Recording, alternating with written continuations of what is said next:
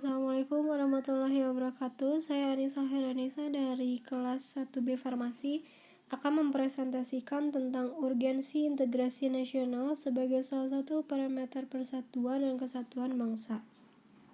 Menelusuri konsep dan urgensi integrasi nasional. Makna integrasi nasional secara etimologi dan terminologi. Etimologi adalah studi yang mempelajari asal-usul kata, sejarahnya, dan juga perubahan yang terjadi dari kata itu. Pengertian etimologi dari integrasi nasional berarti mempelajari asal-usul kata pembentuk istilah tersebut. Pengertian integrasi nasional secara terminologi. Terminologi dapat diartikan penggunaan kata sebagai suatu istilah yang telah dihubungkan dengan konteks tertentu. Konsep integrasi nasional dihubungkan dengan konteks tertentu dan umumnya dikemukakan oleh para ahlinya. Konsep dan urgensi integrasi nasional. Integrasion berarti kesempurnaan atau keseluruhan. Kata ini berasal dari bahasa Latin integer, yang berarti utuh atau menyeluruh. Nation artinya bangsa sebagai bentuk persekutuan dari orang-orang yang berbeda latar belakangnya, berada dalam suatu wilayah dan di bawah satu kekuasaan politik.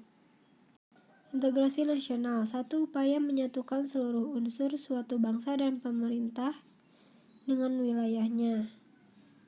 2. Pembentukan suatu identitas nasional dan penyatuan berbagai kelompok sosial dan budaya ke dalam suatu kesatuan wilayah. 3. Bersatunya suatu bangsa yang menempati wilayah tertentu dalam sebuah negara yang berdaulat. 4. Proses penyatuan berbagai kelompok sosial budaya dalam satu kesatuan wilayah dan dalam suatu identitas nasional. Jenis-jenis integrasi. 1. Integrasi bangsa. Integrasi bangsa menunjuk pada proses penyatuan berbagai kelompok budaya dan sosial dalam satu kesatuan wilayah dan dalam satu pembentukan identitas nasional.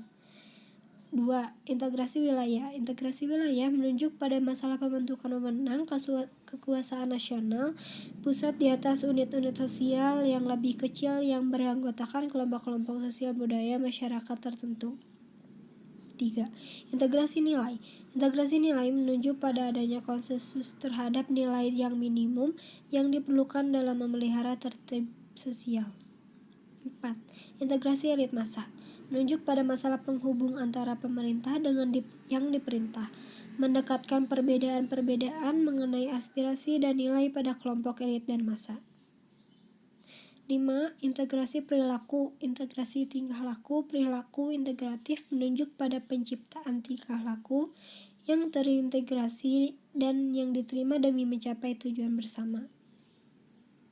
Dalam realitas nasional, integrasi nasional dapat dilihat dari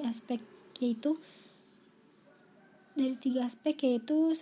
Integrasi politik, integrasi vertikal, dan integrasi horizontal. 2. Integrasi ekonomi, terjadinya saling ketergantungan antar daerah dalam upaya memenuhi kebutuhan hidup rakyat. 3. Integrasi sosial budaya, proses penyesuaian unsur-unsur yang berbeda dalam masyarakat sehingga menjadi satu kesatuan. Pentingnya integrasi nasional.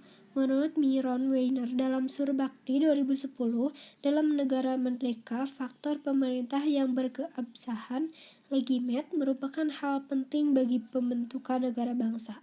Hal ini disebabkan tujuan negara hanya akan dapat dicapai apabila terdapat suatu pemerintah yang mampu menggerakkan dan mengarahkan seluruh potensi masyarakat agar mau bersatu dan bekerja sama.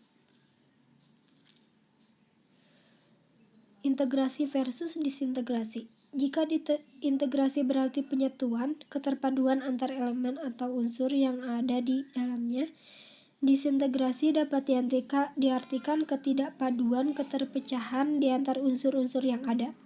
Disintegrasi bangsa adalah memudarnya kesatupaduan antar golongan dan kelompok yang ada dalam suatu bangsa yang bersangkutan. Perkembangan sejarah integrasi di Indonesia. Menurut Suroyo, sejarah Indonesia bangsa kita sudah mengalami pembangunan integrasi sebelum bernegara Indonesia yang merdeka.